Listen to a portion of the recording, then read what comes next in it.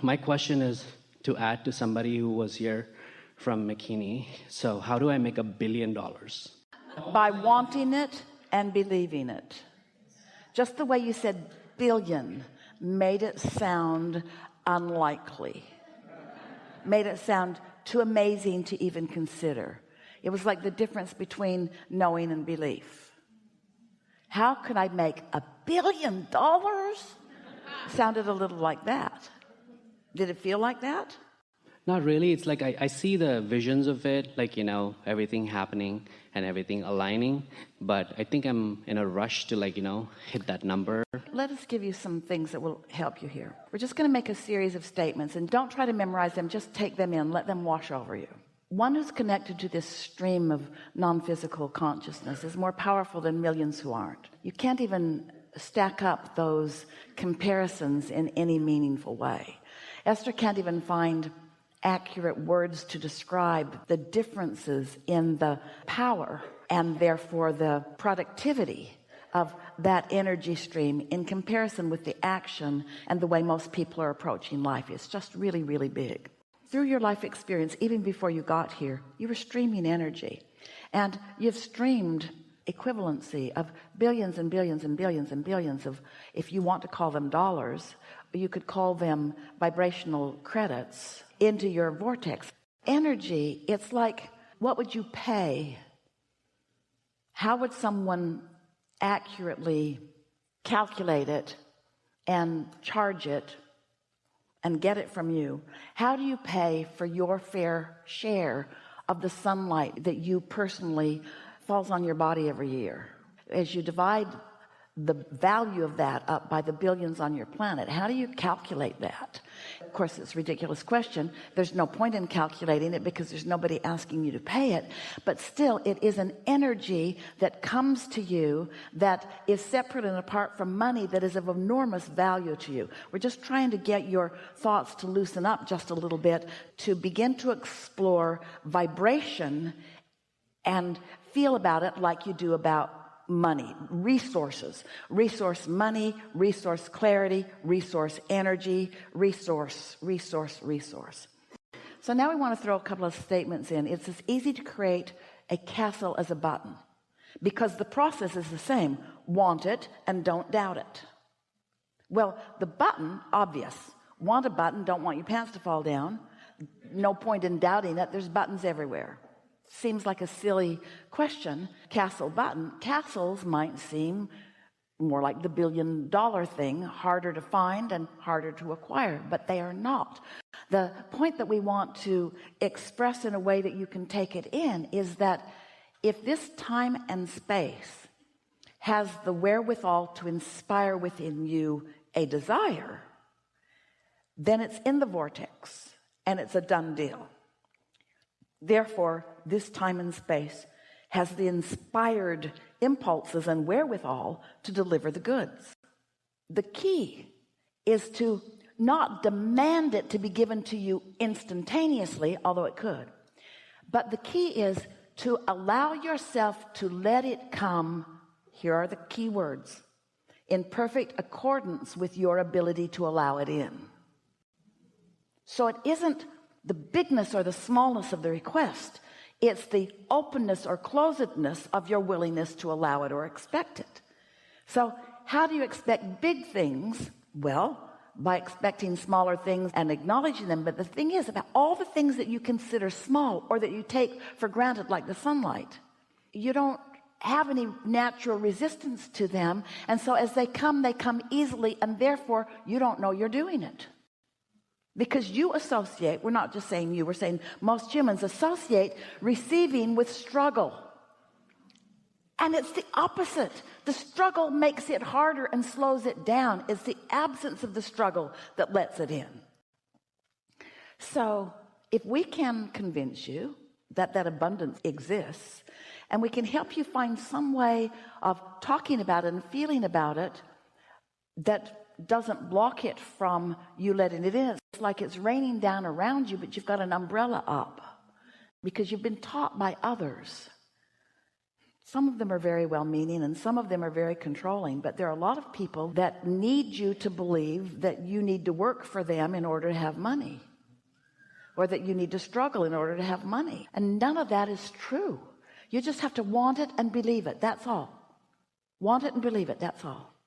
Wayne Dyer wrote a book, When You Believe It, You'll See It. And of course he was playing with the idea that people say, well, I'll believe that when I see it.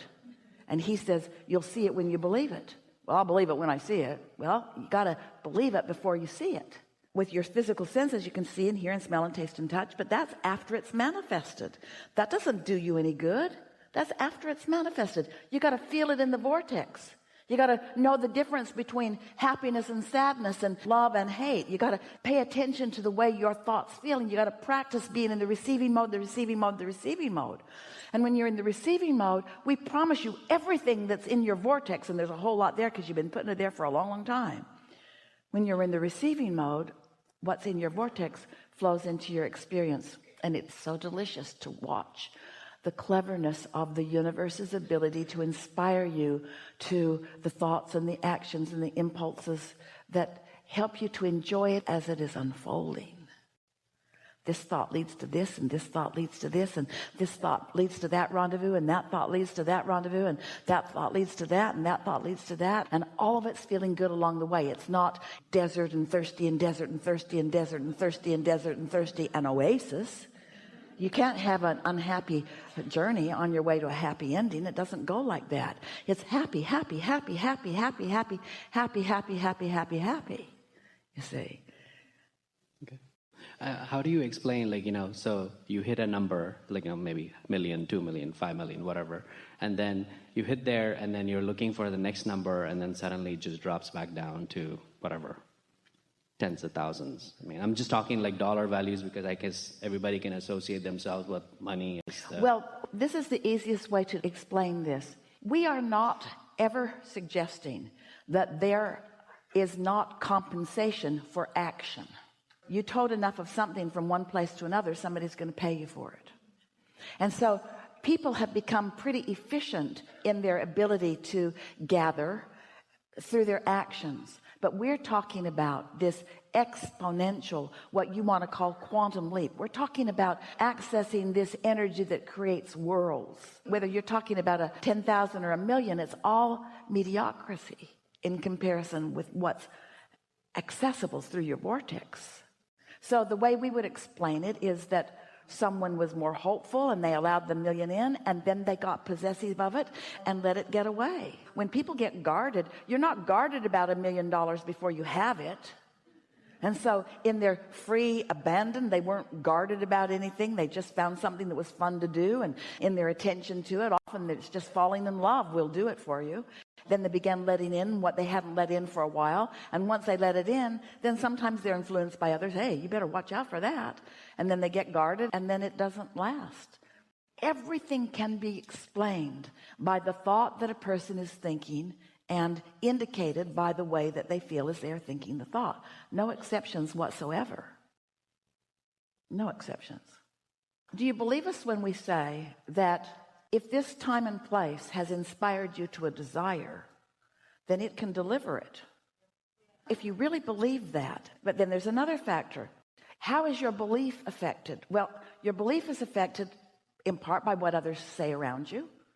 You might believe something until your mother reminds you of what she's always believed. And when she reminds you of what she's always believed, your belief may waver for a moment. You see what we're getting at? Or you may believe that it's possible, but not for you because you feel unworthy. But you don't have to consider all of that. We can make this really complicated because there's this in the vortex and there's all these routes to it, and your inner being knows what they all are. And you just got to be in the right mood at the right time, and you can just go crazy trying to do that. Or you can just decide, I'm going to be as happy as I can be as often as I can. That's it. I'm just going to be as happy as I can be as often as I can. Which means when I'm complaining about somebody and I feel that tug in my stomach, I'm going to stop it and I'm going to say, my inner being has a different opinion of that, and me complaining about that person is depriving me of my billions. What? It's not on the same subject. I wasn't complaining about money. I was complaining about his dog pooping in my front yard. Doesn't matter. Doesn't matter what your reason for pinching yourself off from the well-being that is all lined up for you. Just like it doesn't matter which happy stick you pull out that puts you in a state of allowing. Find something to be happy about as often as you can, and watch everything that you put into your vortex come into your experience. Yeah. Yeah. And don't try to explain nothing to nobody. Because if they're not up to speed with you, they'll say, but remember when you did that, remember when you did that, remember when you did that, and it's not very long before you're not feeling all that frisky. Enough? Yes, thank you. Really, thank you so much. Really good. Really good.